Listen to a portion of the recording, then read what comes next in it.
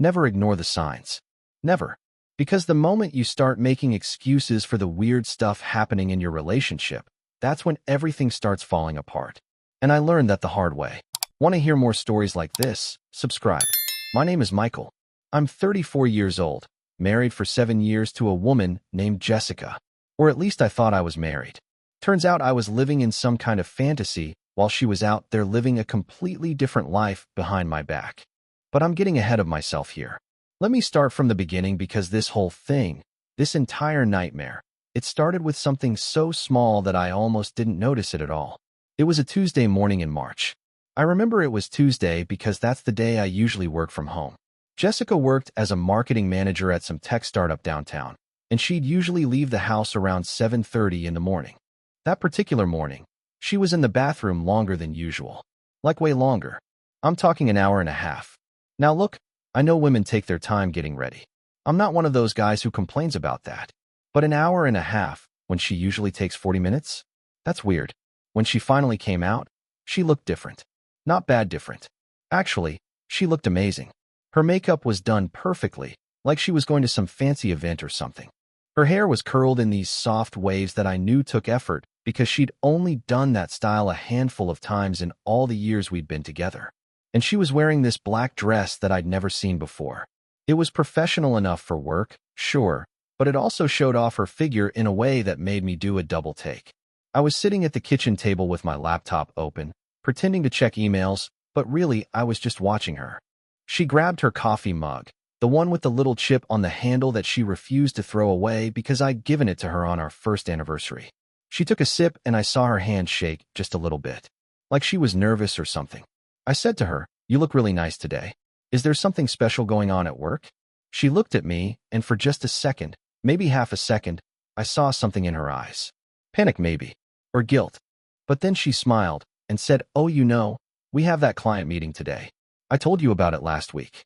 The big presentation for the Peterson account." Here's the thing. She hadn't told me about any Peterson account. I'm not the kind of husband who forgets stuff like that. Jessica and we talked about our workdays every evening over dinner. It was our thing. She'd tell me about her projects, and I'd tell her about mine. I worked in software development, nothing too exciting, but I made decent money, and I was good at what I did. And I know for a fact that she hadn't mentioned any Peterson account or any big presentation. But I didn't say anything. I just nodded and said, "Well, you're going to kill it. You always do." She smiled at me, kissed me on the cheek, and left.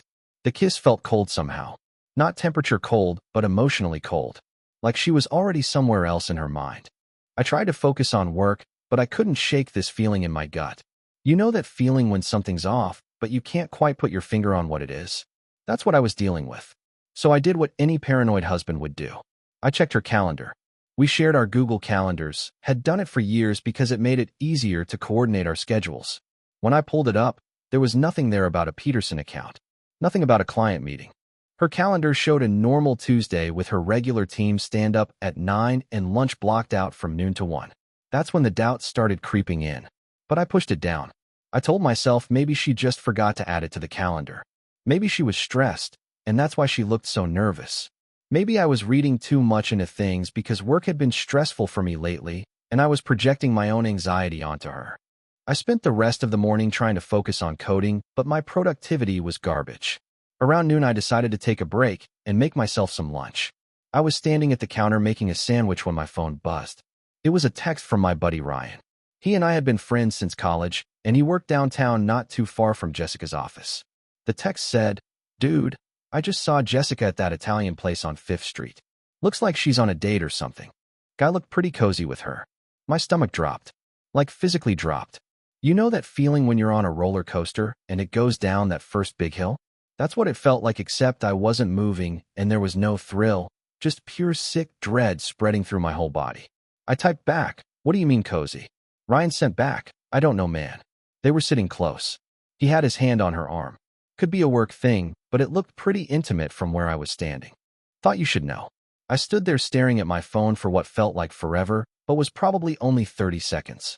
My first instinct was to call her. But then I stopped myself. If there was nothing going on, calling her would make me look like a paranoid, crazy husband. And if there was something going on, Calling her would just give her a chance to come up with an excuse or a cover story. So instead, I did something I never thought I'd do. I grabbed my car keys and drove downtown. The Italian place Ryan mentioned was called Angelo's. It was this trendy spot that had opened up about 6 months ago. Jessica had mentioned wanting to go there once, but we never got around to it because I kept saying we should save money and eat at home more. Now I was wondering if she'd been going there without me. I parked my car about half a block away and walked toward the restaurant. My heart was pounding so hard I could hear it in my ears.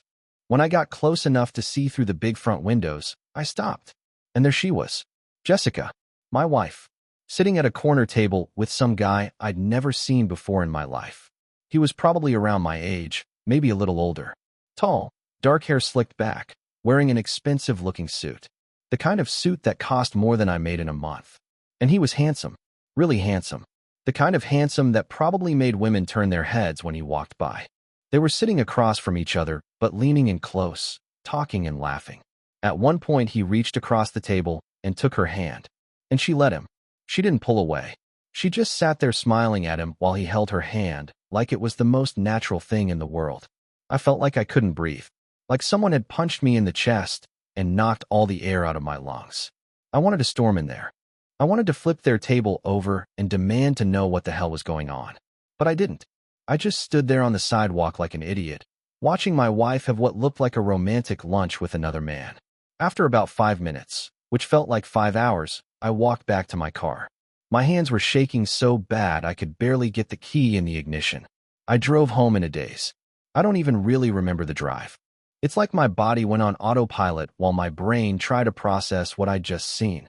When I got home, I sat in my car in the driveway for another 10 minutes. I couldn't bring myself to go inside. The house, our house, the place where Jessica and I had built our life together for 7 years, suddenly felt like a lie.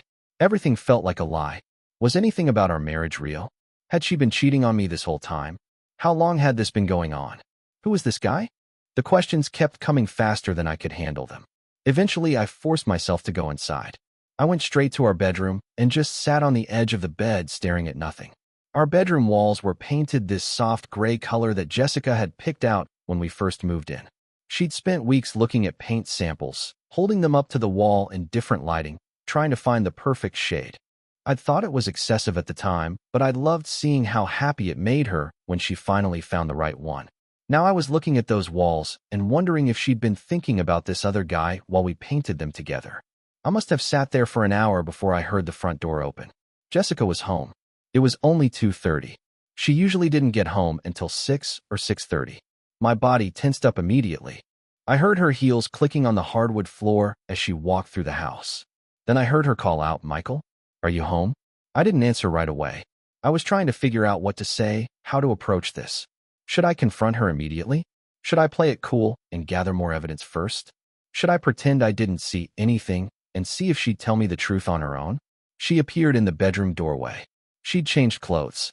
The black dress was gone, and she was wearing jeans and a casual sweater. Her makeup was lighter too, like she'd wiped some of it off. She looked at me with this concerned expression and said, "Hey, are you okay? You look pale." I looked at her and said, "How was your meeting? The Peterson account one?" She blinked and said, "Oh, yeah, it went well. Really well, actually. I think we're going to land them as a client." Then she smiled at me. This bright, cheerful smile like she hadn't just been holding hands with another man at a restaurant an hour ago. I wanted to call her out right then and there.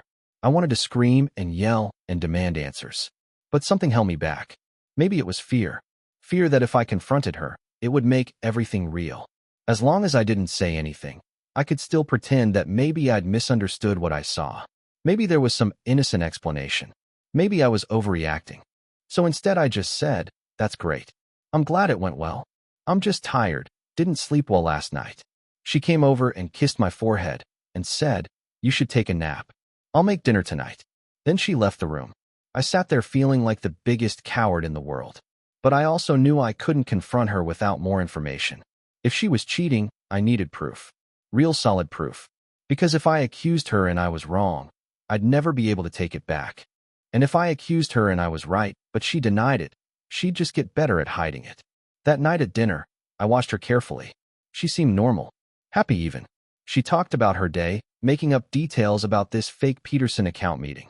She told me about how nervous she'd been during the presentation, but how well it had gone. She described the conference room and the clients and what they'd said. She was a good liar. Really good. If I hadn't seen her at that restaurant with my own eyes, I would have believed every word. After dinner, we watched TV together on the couch like we did most nights. She curled up against me, her head on my shoulder. Usually this was my favorite part of the day.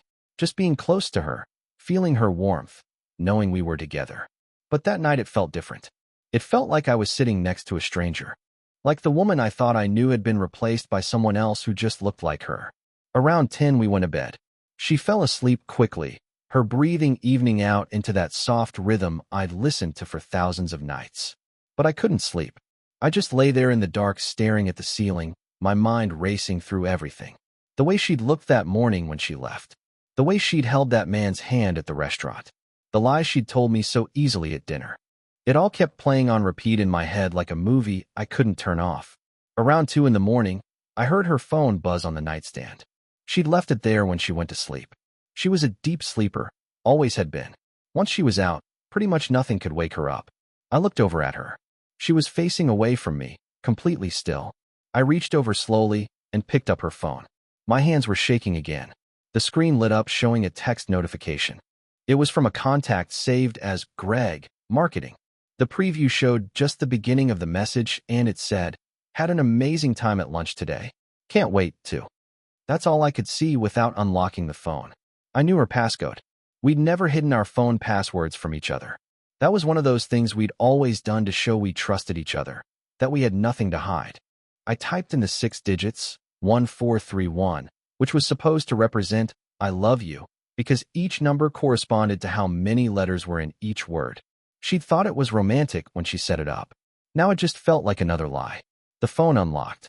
I opened the text message from Greg. My heart was pounding so hard I thought it might wake her up. The full message said, "Had an amazing time at lunch today. Can't wait to see you again tomorrow. Last night was incredible. You're incredible." Last night Jessica had told me she had to work late. She'd said there was a deadline, and she'd probably be at the office until 9 or 10. She'd gotten home around 10:30, apologizing for missing dinner, saying how exhausted she was from the long day. I'd heated up leftovers for her, and we'd gone to bed. She'd fallen asleep almost immediately, too tired even for our usual conversation about our days. She hadn't been working late. She'd been with him. With Greg. Doing God knows what. I scrolled up through their conversation. The messages went back months. Months. There were hundreds of them. Sweet messages. Flirty messages. Messages that made it crystal clear they were sleeping together. Plans for meetings. Inside jokes. Pet names. He called her baby and beautiful. She called him handsome and sent him heart emojis. I felt like I was going to throw up. I got out of bed as quietly as I could and went to the bathroom. I sat on the floor with my back against the bathtub, Jessica's phone still in my hand, and I kept reading. I read everything. Every single message. It was torture, but I couldn't stop. From what I could piece together, they'd met at some marketing conference in January. That was almost 3 months ago. 3 months she'd been lying to me. 3 months she'd been sneaking around behind my back. The messages showed they'd been together, physically together, at least a dozen times. Hotel rooms mostly. Sometimes his apartment when his roommate was out of town. Once, and this one really killed me, in our house. In our bed. On a day when I'd been visiting my parents and she'd said she wasn't feeling well and wanted to stay home. I thought about that day. I'd called her from my parents' house around 3 in the afternoon to check on her.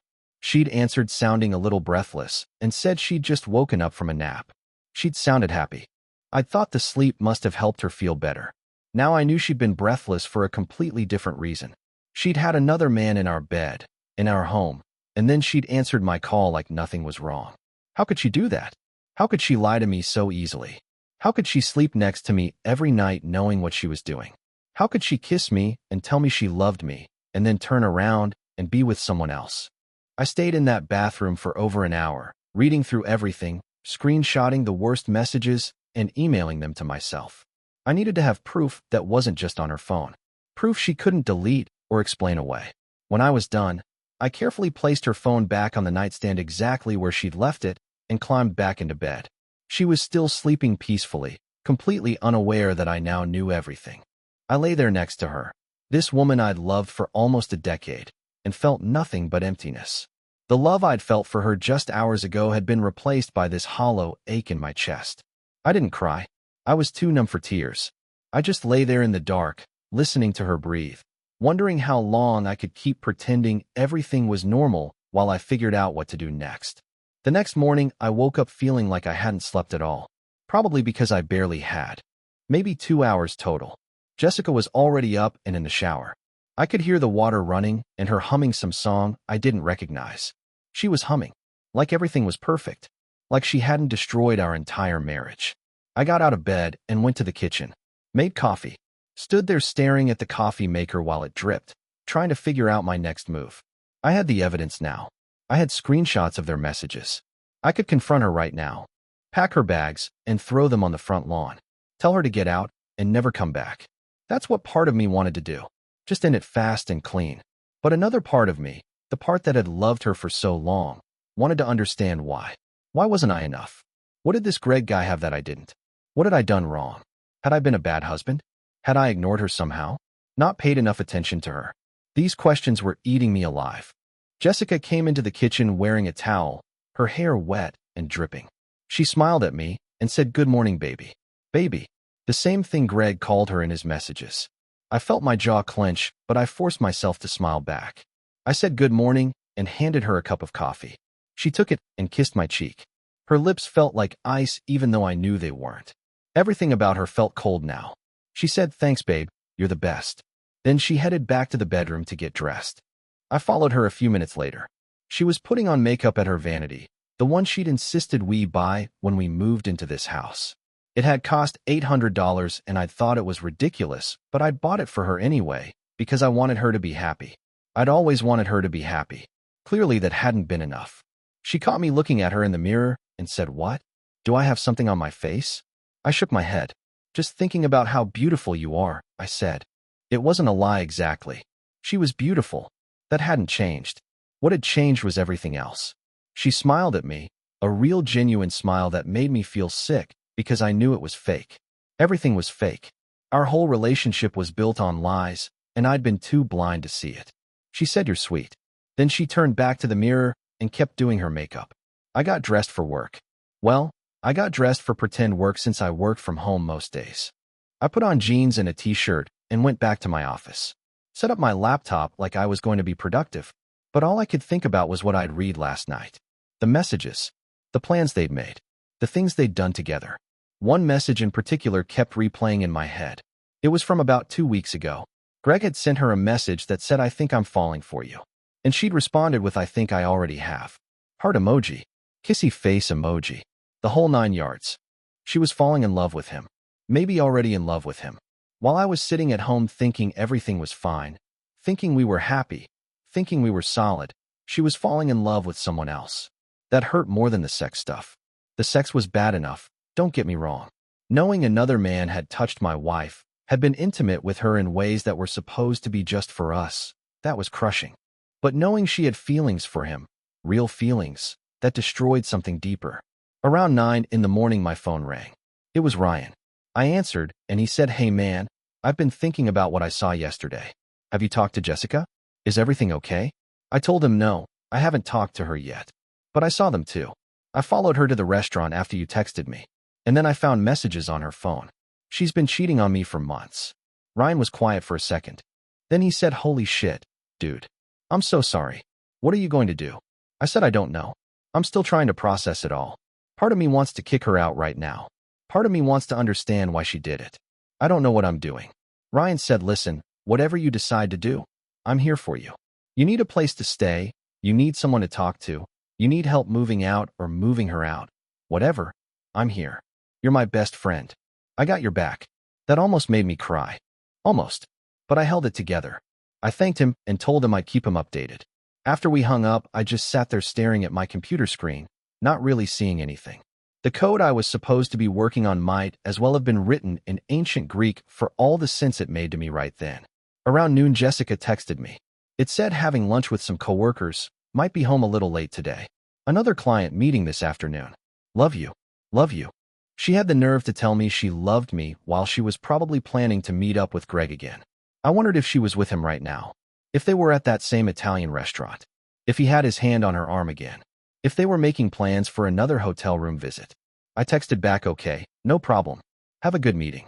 I didn't say love you back. I couldn't make myself type those words. Not anymore. I spent the afternoon doing something I'm not proud of. I created a fake Facebook profile. Used some random stock photo of a guy as the profile picture. Made up a name, David Richardson. Made it look semi-legitimate with a few posts and some random friends. Then I searched for Greg. It wasn't hard to find him. Jessica's phone had shown his last name in some of the earlier messages before she'd changed his contact name to just Greg. Greg Morrison. There were a few Greg Morrisons on Facebook, but only one that matched the description. Worked in marketing. Lived in the city. Same age range as the guy I'd seen at the restaurant. His profile was pretty public. I could see most of his posts without even sending a friend request. And there, right there in his photos from 2 weeks ago, was a picture of him and Jessica. They were at some bar or club. His arm was around her waist. Her head was on his shoulder. They looked like a couple. A happy couple. The caption said great night with an amazing woman, and there were a bunch of comments from his friends saying stuff like she's beautiful, man, and when do we get to meet her, and you two look perfect together. People knew about them. Greg's friends knew he was seeing someone. They'd met her, or at least seen pictures of her. This wasn't just some secret affair that only the two of them knew about. Other people were involved. Other people had seen them together, had seen my wife pretending to be this guy's girlfriend, and nobody had thought to tell me. Nobody had cared that she was married. I looked at the date of the photo again. 2 weeks ago. That was the night Jessica had told me she was going to a work happy hour with her team. She'd said it was mandatory, some team building thing her boss had organized. She'd gotten home around 11, a little tipsy, smelling like alcohol and perfume. She'd climbed into bed next to me and fallen asleep within minutes. The whole time she'd been out with Greg, posing for photos with him, letting his friends think they were together. I kept scrolling through his profile. There were more photos. Not all of them had Jessica in them, but enough of them did. A picture from a month ago at some park, Jessica in the background throwing a frisbee. A picture from 6 weeks ago at a concert, Jessica's face partially visible in the crowd next to him. They'd been living this whole other life together, and I'd had no idea. My phone rang. It was my mom. I almost didn't answer, but I knew if I didn't, she'd just keep calling. My mom was persistent like that. I picked up and tried to sound normal. She said, "Hi, honey, just calling to check in. How are you and Jessica doing?" I said, "We're fine, Mom. Everything's good." The lie came out automatically. I wasn't ready to tell my parents yet. Wasn't ready to admit that my marriage was falling apart. Wasn't ready to hear the disappointment in my mom's voice or deal with my dad's anger. My dad had always liked Jessica. He'd told me I was lucky to have found her, that she was a keeper.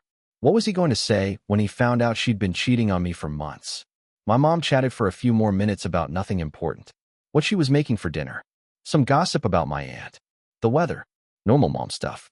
I gave her one-word answers, and eventually she said, "Okay, well, I'll let you get back to work. Love you, sweetie." "Love you too, Mom," I said. At least that was true. At least my mom's love was real. After we hung up, I went back to stalking Greg's Facebook profile. I know it was unhealthy. I know I should have stopped. But I couldn't. I needed to see everything. Needed to understand who this guy was. What made him so special that my wife would risk our entire marriage for him? From what I could tell from his profile, he was successful. Really successful. He worked for some big marketing firm as a senior director or something. Made good money if his posts about expensive restaurants and luxury vacations were any indication. He was into fitness, posted a lot of gym selfies showing off his muscles. He seemed to have a lot of friends, always posting pictures from parties or events or trips with different groups of people. He looked like he had this perfect life. And now he had my wife too. I wondered if he knew she was married. The messages on her phone hadn't mentioned me specifically, but they also hadn't talked about her being single. It was possible he had no idea. Possible he thought she was just this available woman he'd met at a conference. Or maybe he knew and didn't care. Some guys are like that. They don't care if a woman is married as long as they're getting what they want. Around 4 in the afternoon, I heard Jessica's car pull into the driveway. I quickly closed all the tabs on my computer and pulled up some work files to make it look like I'd been productive. She came in through the front door and called out hello. I came out of my office and met her in the living room. She was carrying her work bag and she looked tired. Her makeup was a little smudged, and her hair was messier than it had been that morning. I wondered where she'd really been. If she'd been with Greg. If they'd been at a hotel somewhere.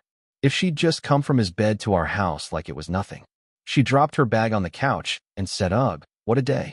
These client meetings are exhausting. I'm going to take a quick shower, and then maybe we can order takeout for dinner? I don't feel like cooking." "Sure," I said. "Whatever you want."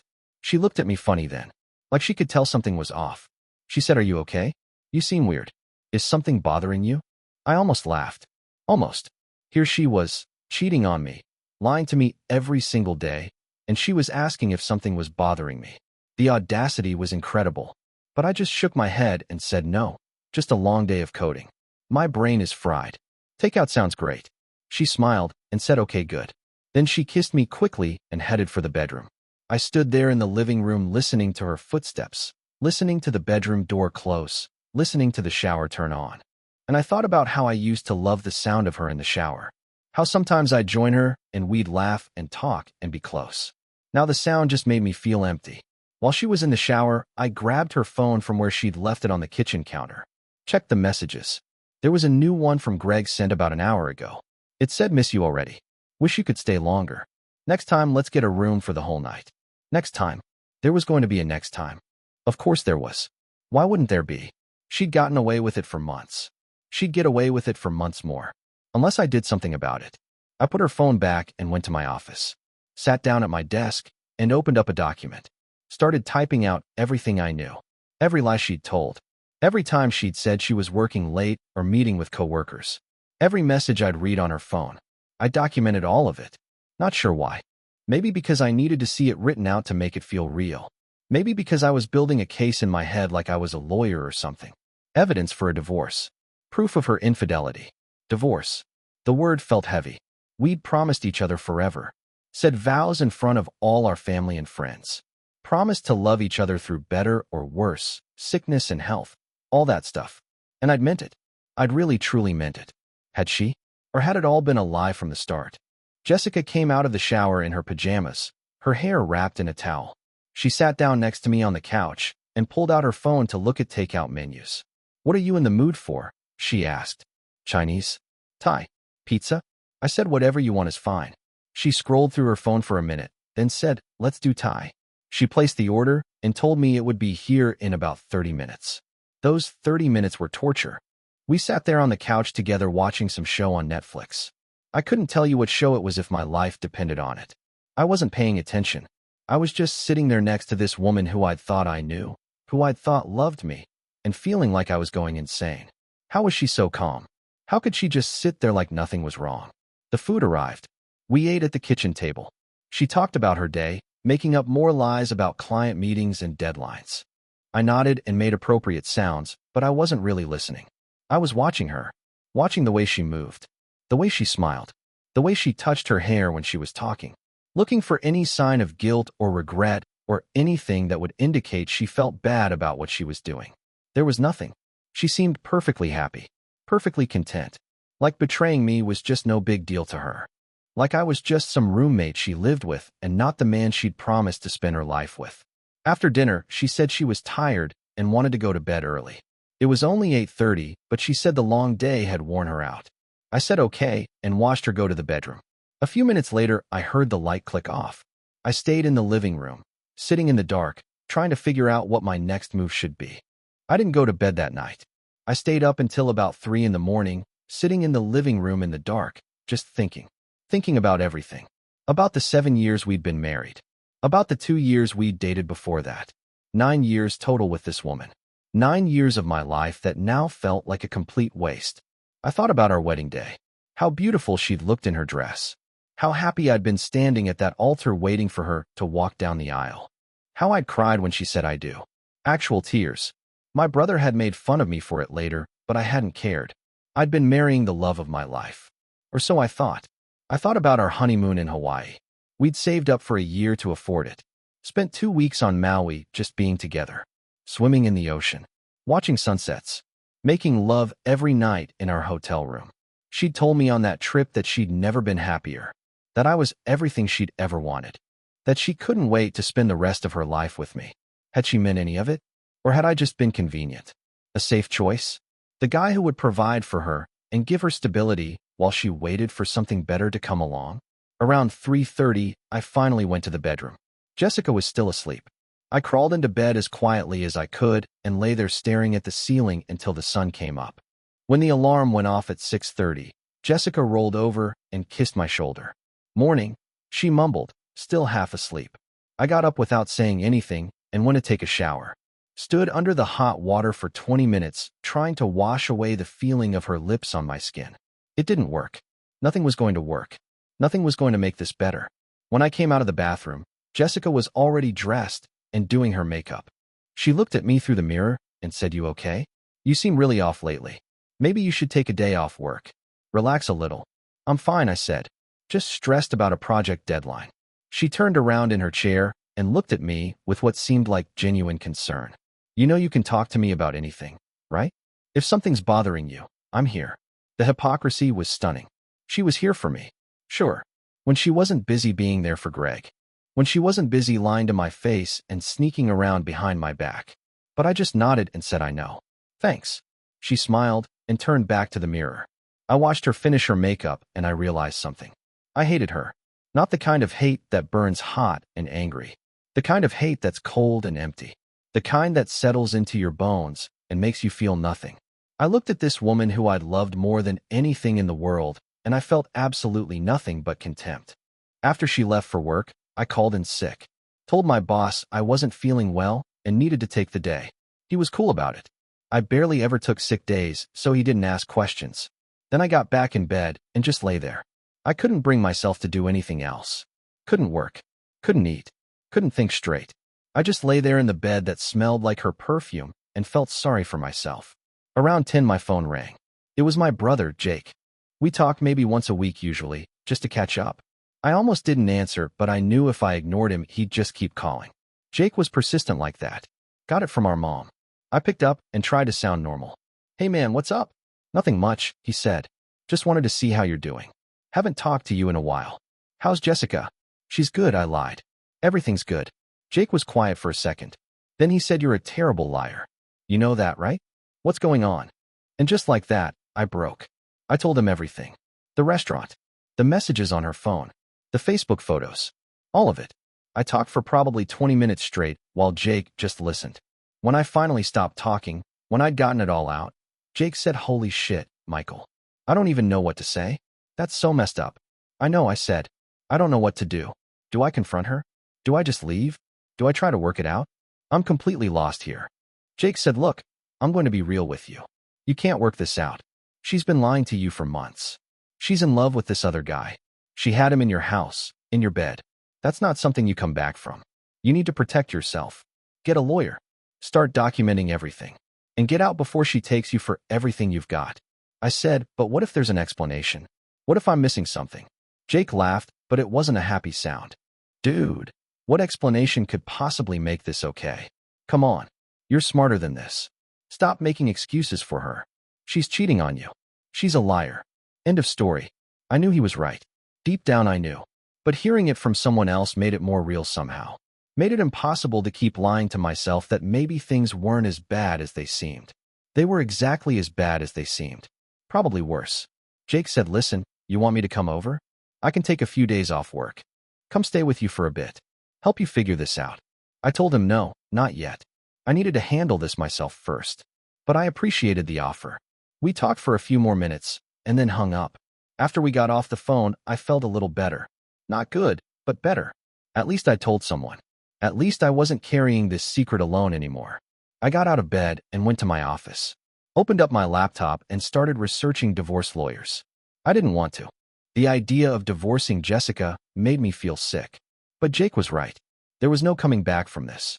Even if I wanted to forgive her, even if I wanted to try to work it out, how could I ever trust her again? How could I ever believe anything she said? How could I look at her without seeing her with Greg? I found a few lawyers that seemed good. One in particular had great reviews and specialized in cases involving infidelity. Her name was Patricia Hendricks. Her website said she had over 20 years of experience and a strong track record of protecting her clients' assets during divorce proceedings. I bookmarked her site and told myself I'd call her tomorrow. Maybe. Around noon, I made myself eat something. Just a sandwich. My appetite was completely gone, but I knew I needed to eat. Needed to keep my strength up. Whatever was coming next, I was going to need all the strength I could get. I spent the rest of the afternoon doing more research. Not just about lawyers, but about infidelity in general. I read articles about why people cheat, about the signs to look for, about how to cope with the betrayal. Some of it was helpful. Most of it just made me feel worse. Every article seemed to have the same message. Once someone cheats, they'll probably do it again. Once trust is broken, it can't be rebuilt. Move on. Protect yourself. Don't be a doormat. I read stories from other people who'd been through this. Guys who'd found out their wives were cheating and had confronted them. Some of the wives had admitted it and begged for forgiveness. Some had denied it even when presented with proof. Some had blamed their husbands, said they'd been neglected or ignored or taken for granted. A few of the guys had tried to work it out. Most of them said it didn't work. The trust was gone, and without trust there was no relationship. One story in particular stuck with me. A guy who'd found out his wife was cheating and decided to stay with her. They'd gone to counseling. She'd promised to end the affair. She'd cried and apologized and sworn she loved him and only him. He'd believed her. 6 months later, he found out she was still seeing the other guy. She'd just gotten better at hiding it. The guy who wrote the story said the second betrayal was worse than the first because he'd given her a chance and she'd thrown it away. He said he felt like the biggest fool in the world. I didn't want to be that guy. I didn't want to give Jessica a chance to hurt me again. But I also didn't want to give up on my marriage without at least trying to understand what had happened. Why had she done this? What had I done wrong? Was there anything I could have done differently? Around 5, I heard Jessica's car in the driveway. I quickly closed all the tabs on my computer and tried to look like I'd been working. She came in carrying takeout bags and said, "Surprise, I brought dinner. Thought we could have a nice evening together." A nice evening together. While she was texting Greg on the side. While she was planning their next hotel visit. Sure. Nice evening. I forced a smile and said, "Thanks. That's sweet of you." We ate dinner at the table. Chinese food this time. She'd gotten my favorite dish, orange chicken. She used to do stuff like this all the time early in our relationship. Little surprises to make me happy. I'd thought she'd stopped because we'd gotten comfortable with each other. Now I wondered if she'd stopped because she was putting that energy into someone else. And now she was doing it again. Why? Guilt maybe? Or was she trying to keep me from getting suspicious? She talked through dinner about her day.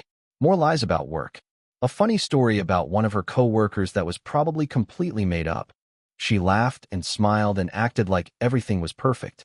And I sat there eating my orange chicken and nodding along and dying inside. After dinner, she suggested we watch a movie. She picked some romantic comedy that I normally would have complained about, but I was too tired to care. We sat on the couch, and she curled up next to me like always. Her head on my chest, my arm around her shoulders. It should have felt comfortable, natural. Instead, it felt like torture. Halfway through the movie, her phone buzzed. She picked it up and glanced at it, then smiled and quickly typed out a response. I couldn't see what it said from where I was sitting, but I didn't need to. I knew who it was from. I knew what they were probably talking about. When the movie ended, Jessica yawned and said she was tired. Going to bed. I told her I'd be there in a bit. After she left, I pulled out my own phone and sent a message to Ryan. I said I think I'm ready to confront her. I can't keep pretending everything's fine. This is killing me. Ryan responded immediately. Do it. You deserve better than this. You deserve the truth. And whatever happens, I'm here for you. I sat there for another hour building up the courage, planning what I was going to say, how I was going to approach it. Should I show her the screenshots I'd taken of her messages? Should I tell her I saw her with Greg at the restaurant? Should I just ask her straight out if she's having an affair? Finally, around 11, I went to the bedroom. Jessica was already asleep, or at least pretending to be. I lay down next to her and stared at her in the dark. She looked so peaceful, so innocent. How could someone who looked so peaceful be capable of such cruelty? Tomorrow, I told myself. Tomorrow I'd confront her. Tomorrow I'd get the truth. Tomorrow I'd start figuring out how to put my life back together. But tonight, I just wanted one more night of ignorance. One more night of pretending that everything was okay. One more night before my whole world came crashing down. I closed my eyes and tried to sleep, but my mind wouldn't stop racing. I kept seeing images of her with Greg. Kept hearing her voice telling him she was falling for him. Kept thinking about all the nights she'd come home late with some excuse about work. All the times she'd been distant or distracted. All the signs I'd missed or ignored because I'd trusted her. Because I'd loved her. Because I believed in us. What a fool I'd been. What a complete and total fool. Around 2 in the morning, I finally drifted off into a restless sleep filled with nightmares. In my dreams, Jessica was laughing at me, telling me I'd never been enough for her, telling me Greg was better in every way, telling me I was pathetic for not seeing it sooner.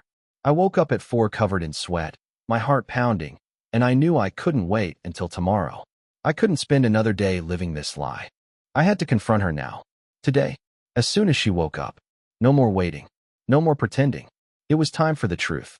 When Jessica's alarm went off at 6:30, I was already awake. Had been awake for hours. She reached over to turn it off, and I said we need to talk. She rolled over and looked at me with sleepy eyes. Talk about what? Can it wait until tonight? I need to get ready for work. No, I said. It can't wait. We need to talk right now.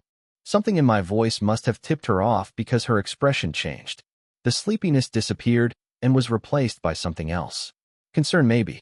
Or fear. She sat up in bed and pulled the blanket around herself like she was cold. Okay, she said slowly. What's going on? I sat up too and looked directly at her. I know about Greg. For just a second, maybe less than a second, her face went completely blank. Like all the blood had drained out of it. Then she said, what? Who's Greg? I don't know what you're talking about. Don't lie to me, I said. I saw you with him. At that Italian restaurant on 5th Street. I read your messages. I know everything. She stared at me, and I could see her mind working. Trying to figure out how much I knew.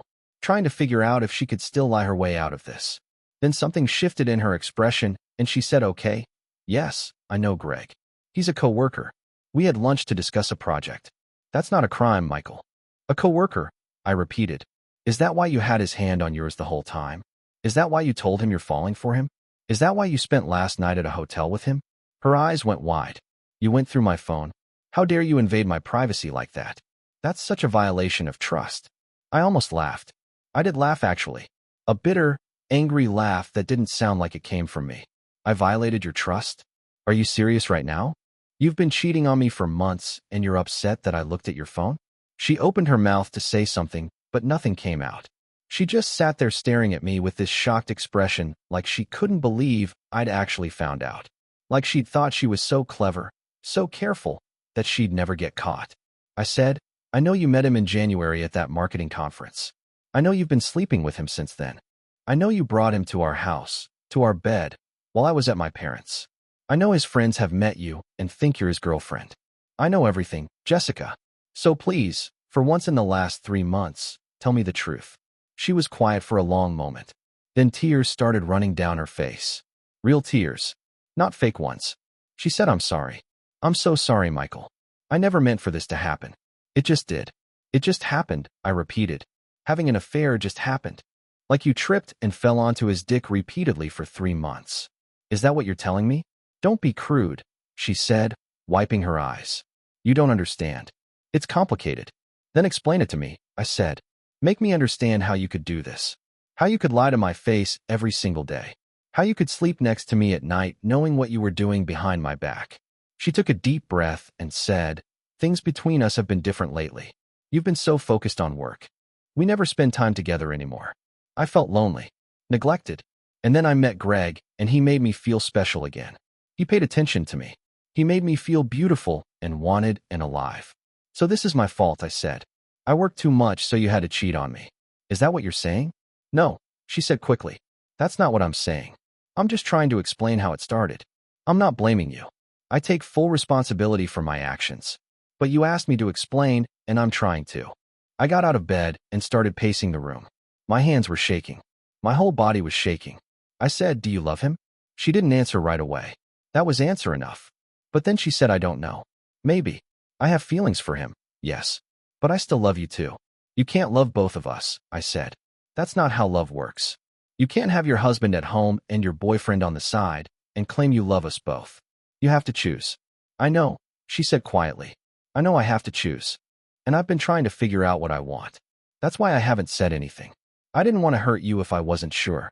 You didn't want to hurt me? I was almost yelling now. You've been hurting me for months. You just didn't want to deal with the consequences. You wanted to have your cake and eat it too.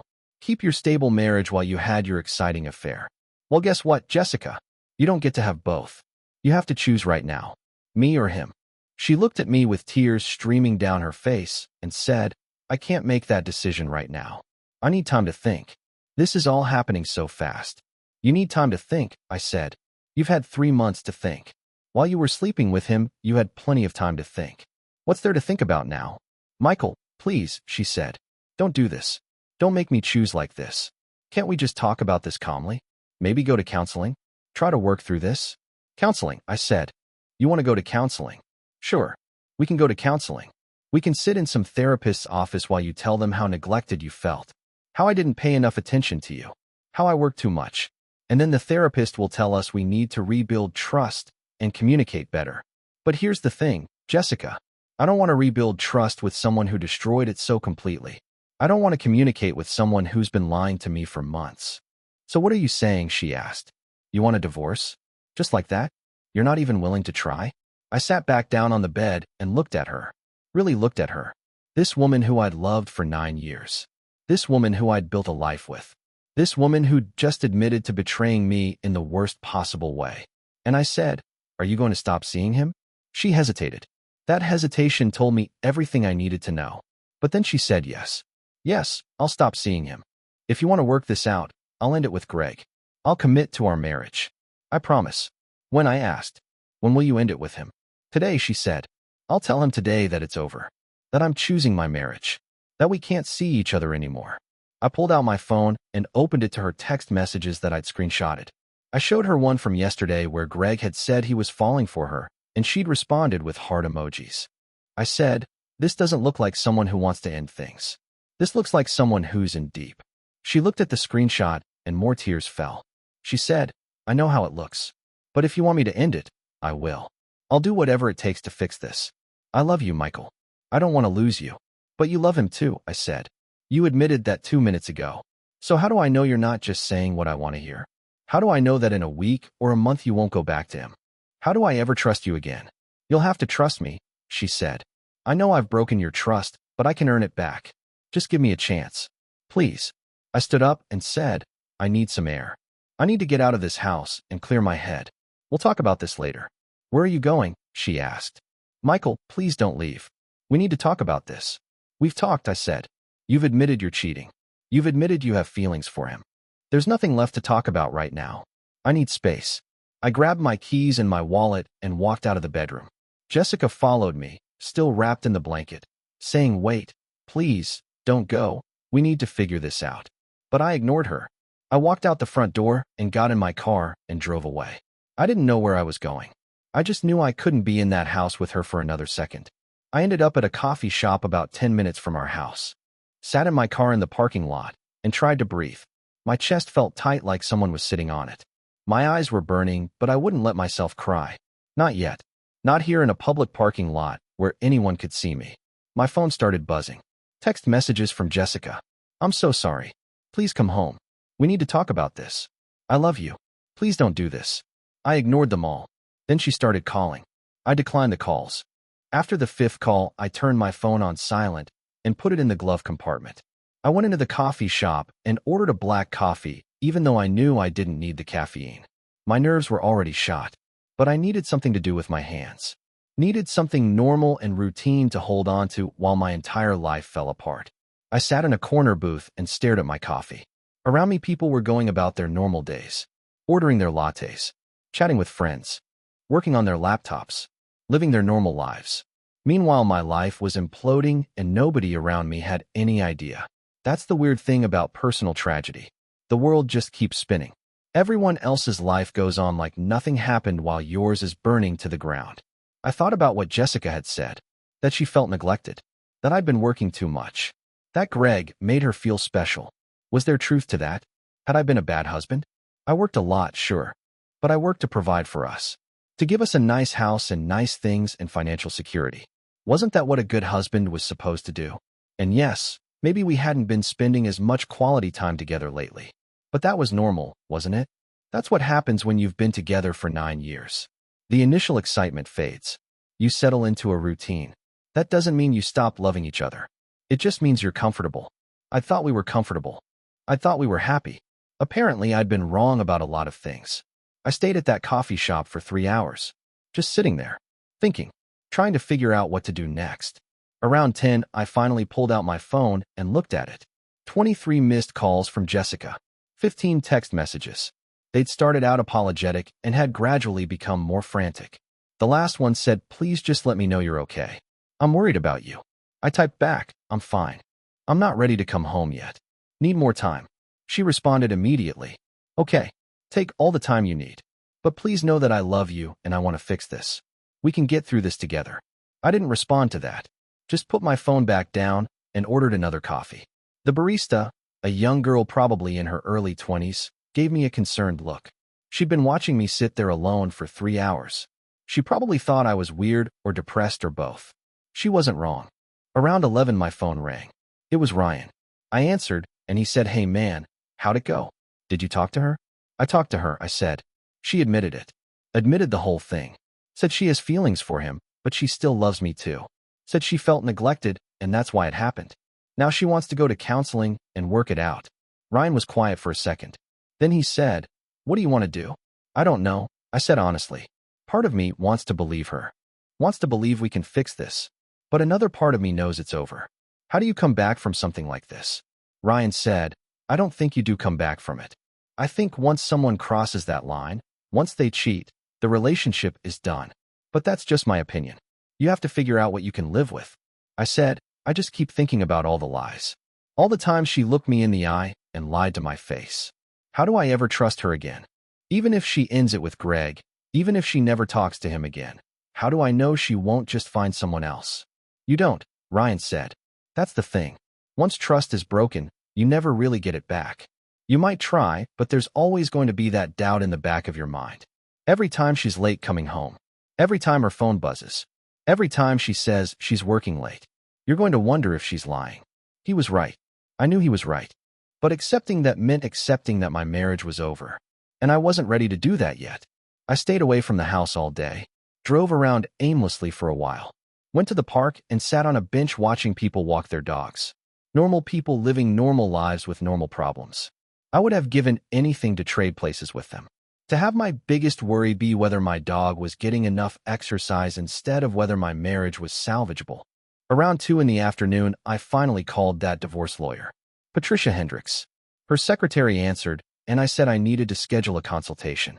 She asked what it was regarding, and I said my wife is having an affair and I'm considering divorce.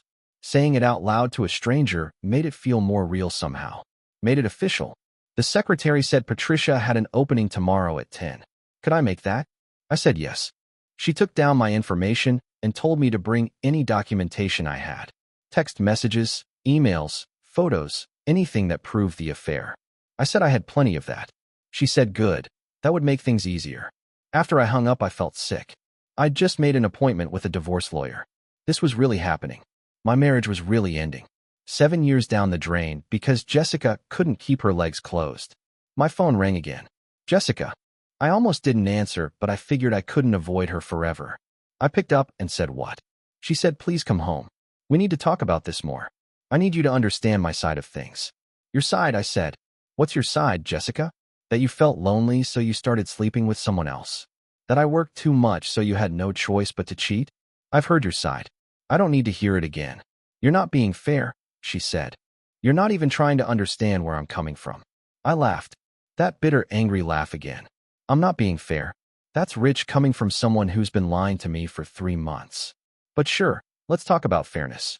Let's talk about how fair it was for you to bring another man into our bed. How fair it was for you to tell him you're falling for him while you were still married to me. How fair it was for you to live this double life while I sat at home like an idiot thinking everything was fine." "Michael," she started to say, but I cut her off. "No," I said. "I'm done listening to your excuses. I'm done pretending any of this is okay. You made your choice when you started sleeping with Greg. Now I'm making mine. I have a meeting with a divorce lawyer tomorrow." She gasped. Actually gasped like she was shocked. "You're not serious," she said. "Michael, please. Don't do this. We can work through this. I'll do anything. I'll go to therapy. I'll quit my job so I never have to see Greg again. I'll do whatever it takes." "It's too late," I said. "You should have thought about that before you cheated. You should have thought about saving our marriage before you destroyed it." I hung up before she could respond. Turned my phone off completely this time. I couldn't deal with any more of her calls or texts. Couldn't deal with her tears or her apologies or her promises to change. It was all noise. Empty words that meant nothing. I drove to Ryan's apartment. He was home, working from his place that day. When he opened the door and saw my face, he just said, "Come in," and moved aside. I walked in and collapsed on his couch, and finally, I let myself cry. Not just a few tears. Full-on sobbing. The kind of crying that makes your whole body shake. The kind that you can't control even if you want to. Ryan didn't say anything. He just sat down next to me and let me fall apart. After about 10 minutes, I managed to get myself under control. Wiped my face with my hands and said sorry. I don't usually do this. Ryan said, "Don't apologize. Your wife cheated on you. You're allowed to be upset. You're allowed to cry. You're allowed to feel whatever you're feeling." I told him about the confrontation. About how Jessica had admitted everything but then tried to blame it on me not paying enough attention to her. About how she wanted to go to counseling and work things out. About how I'd made an appointment with a divorce lawyer. Ryan said, "Good. I know it hurts right now, but you're doing the right thing. You can't stay with someone who betrayed you like that. You just can't." I said, "But what if she's right? What if I was a bad husband? What if I did neglect her?" Ryan looked at me seriously and said, "Even if that's true, even if you weren't perfect, that doesn't give her the right to cheat. If she was unhappy, she should have talked to you about it. She should have told you she needed more attention or more quality time or whatever. She shouldn't have gone and started an affair. That's on her, not you." I knew he was right, but it still hurt. Still felt like maybe if I'd been better, if I'd been more attentive, if I'd made more effort, maybe she wouldn't have cheated. Maybe this could have been avoided. I stayed at Ryan's place until about 6. We ordered pizza and watched basketball and tried to pretend things were normal. It almost worked. For a few hours, I almost forgot about Jessica and Greg and the complete disaster my life had become. But then I'd remember, and the pain would come rushing back like a wave. Around 7, Ryan said, "You can stay here tonight if you want. I've got a spare bedroom. No pressure, but the offer's there." I thought about it. Going back home meant seeing Jessica. Meant more crying and more begging and more promises that she'd change. I wasn't ready for that. So I said, "Thanks, I'll take you up on that. Let me just go home quick and grab some clothes and stuff." Ryan said, "You want me to come with you? Moral support?" I shook my head. "No, I need to do this alone. But thanks." I drove home around 7:30. Jessica's car was in the driveway. When I walked in, she was sitting on the couch in the dark.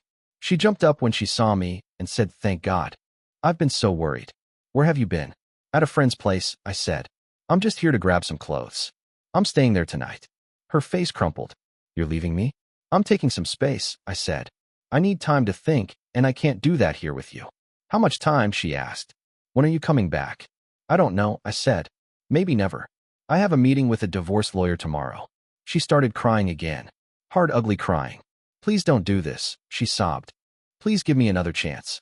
I made a mistake. A terrible mistake. But I love you. I want to fix this." I walked past her to the bedroom and started throwing clothes into a duffel bag. She followed me, still crying, still begging. "Michael, please. Look at me. Talk to me. Don't shut me out like this." I turned around and looked at her. Really looked at her. Her eyes were red and puffy from crying. Her hair was a mess. She looked destroyed. And for a second, just a second, I felt bad for her. But then I remembered the messages on her phone. The photos on Greg's Facebook. The way she'd lied to my face over and over again. And the sympathy disappeared. I said, "You want to fix this? Fine. Give me your phone." She looked confused. "What? Why?" "Give me your phone," I repeated. "If you really want to fix this, if you really want me to believe you're serious about ending things with Greg, then prove it. Give me your phone right now and call him. Tell him it's over. Let me hear you say it." She hesitated. That hesitation told me everything. She said, "I will. I'll call him. But not right now. Let me do it on my own time. Let me figure out what to say." "No," I said. "Right now? If you can't do it right now, then I know you're not serious. I know you're just telling me what I want to hear." She stood there holding her phone, staring at it like it was a bomb that might explode. Then she said, "This isn't fair. You're putting me on the spot. I need time to think about what to say to him." "You've had all day to think about it," I said. "You told me this morning you'd end it with him today. So end it. Right now? Or I walk out that door and I don't come back." She looked at me with tears running down her face and said, "I can't. Not like this. Not with you standing here listening. It's not right." "Not right," I repeated. "You sleeping with him for 3 months wasn't right. You lying to me every single day wasn't right. But me asking you to end it in front of me isn't right. Sure. That makes total sense. I zipped up my duffel bag and headed for the door. She grabbed my arm and said, wait. Please. Don't go. I'll do it. I'll call him right now. I stopped and turned around. She pulled out her phone with shaking hands and scrolled through her contacts. Found Greg's number. Stared at it for a long moment. Then she hit the call button and put it on speaker. It rang 3 times. Then Greg's voice came through. Hey, beautiful. I was just thinking about you. Miss you already. Jessica looked at me. Then she said, Greg, we need to talk. His tone changed immediately. He said, okay, what's wrong? You sound upset. She took a deep breath. I can't see you anymore. My husband found out about us, and I need to end this. I'm sorry. There was a long silence. Then Greg said, wait, what? You're ending things? Just like that? Yes, Jessica said. I have to. I want to work on my marriage. This was a mistake. I shouldn't have let it go on this long. Greg's voice got harder.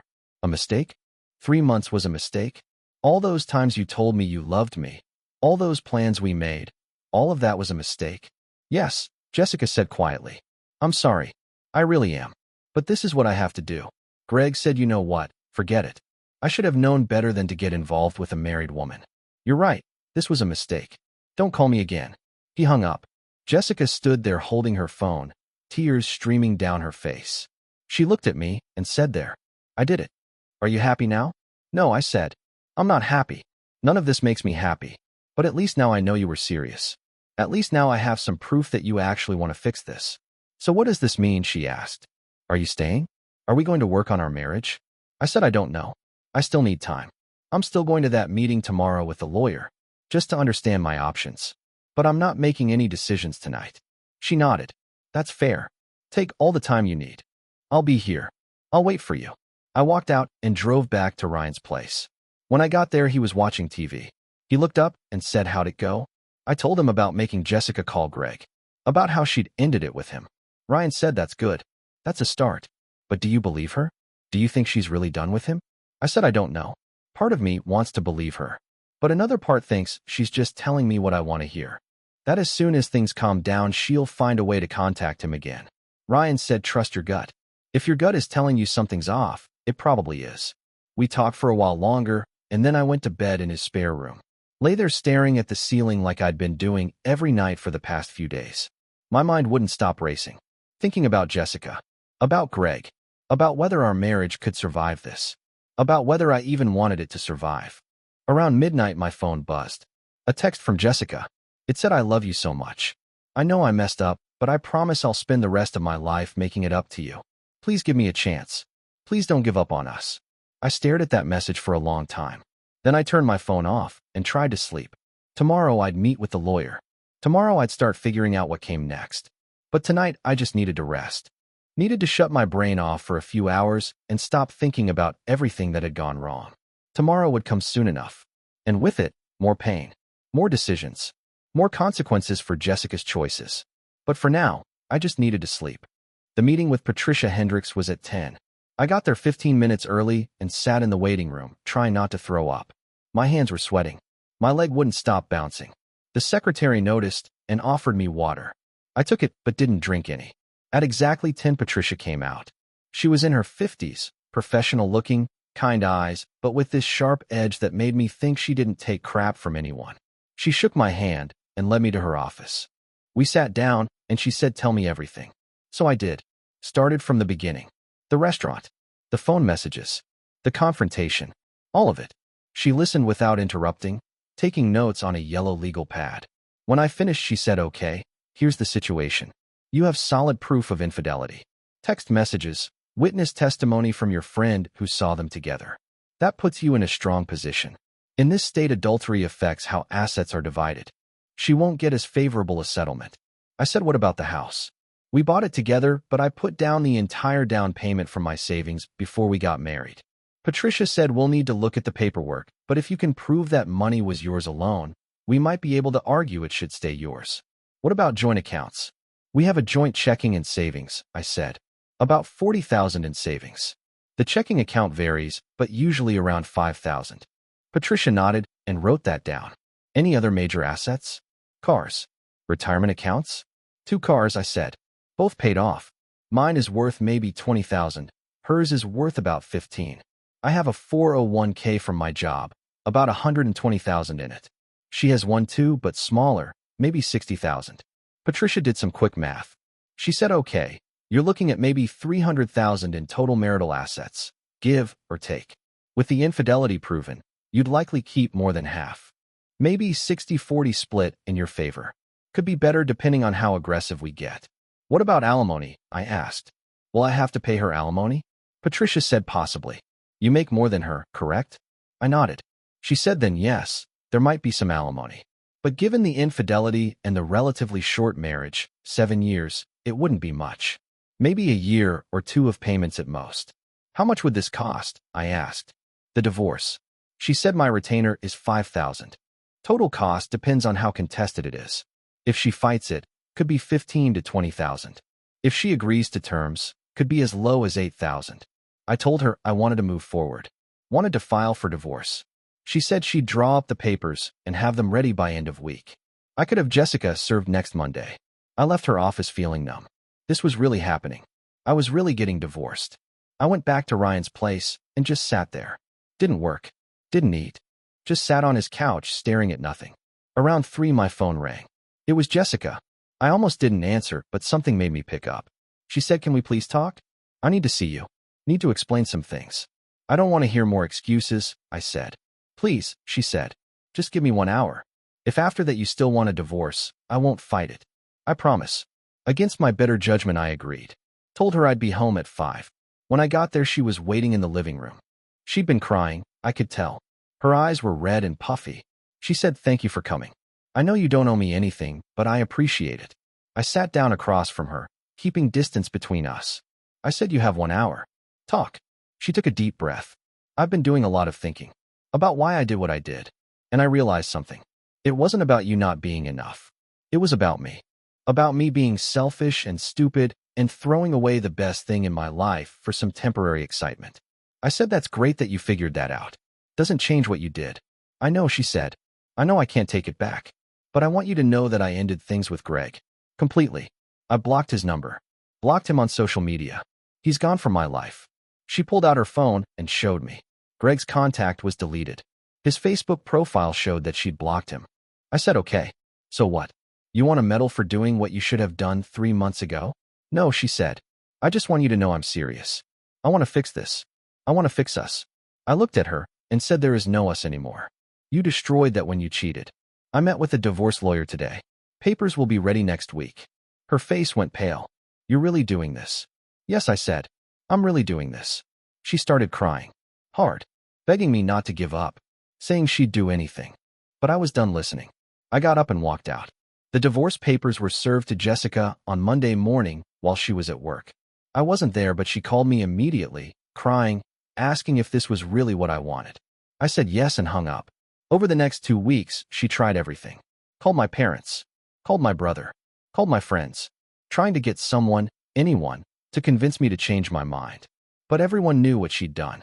Everyone was on my side. Then things got interesting. About 3 weeks after I filed, I got a call from an unknown number. I almost didn't answer, but curiosity got the better of me. A woman's voice said, is this Michael?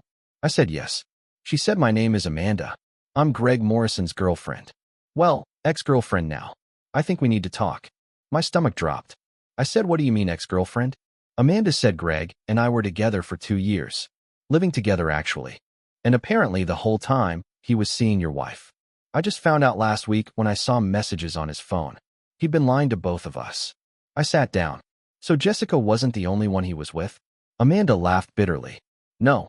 Turns out Greg's been seeing at least 3 different women. Your wife, me, and someone named Rachel from his gym. He's a serial cheater. Has been the whole time we were together, apparently.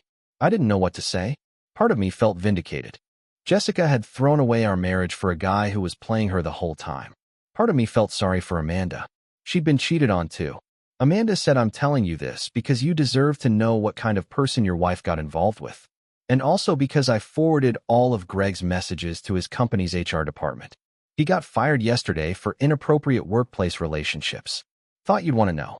I thanked her and hung up. Then I did something petty. I called Jessica and told her everything Amanda had said. About Greg having multiple girlfriends. About him getting fired. About how she destroyed our marriage for a guy who was lying to her too. Jessica was quiet for a long time. Then she said, "Oh my God. I had no idea. He told me he loved me. He said I was special." I said, "Guess you weren't as special as you thought." Then I hung up. The divorce was finalized 4 months later. Jessica didn't fight it. Didn't contest anything. She signed everything Patricia put in front of her. I got the house. Got 60% of our savings. Got my 401k untouched. She had to pay me back half of what I'd put down on the house from my pre-marriage savings. That alone was $30,000. She got her car and her 401k, and that was it. The judge ordered her to pay alimony, but only for 1 year. $1,200 a month. It wasn't much, but it was something. Last I heard, Jessica got demoted at her job. Word had gotten around about her affair, and the company didn't look kindly on it. She had to move into a small apartment across town. Her friends stopped talking to her when they found out what she'd done. Her parents were disappointed in her. Even her sister took my side. Greg moved to another state. Heard through the grapevine he couldn't find work in marketing anymore after getting fired. His reputation was destroyed. As for me, I'm doing better. Moved on. Started dating someone new after about a year. Her name is Sarah, and she's nothing like Jessica. She's honest, loyal, real. Sometimes I think about what Jessica threw away. 7 years of marriage. A house. A partner who loved her. All for some guy who was using her. All for what? Some excitement? Some attention? She got what she deserved in the end. Lost everything. Lost me. Lost her dignity. Lost her reputation. That's the thing about karma. It always comes around eventually. If you're going through something similar, here's my advice. Don't ignore the signs. Trust your gut. And if someone cheats on you, don't give them a second chance. They made their choice. Now you make yours. Subscribe for more stories.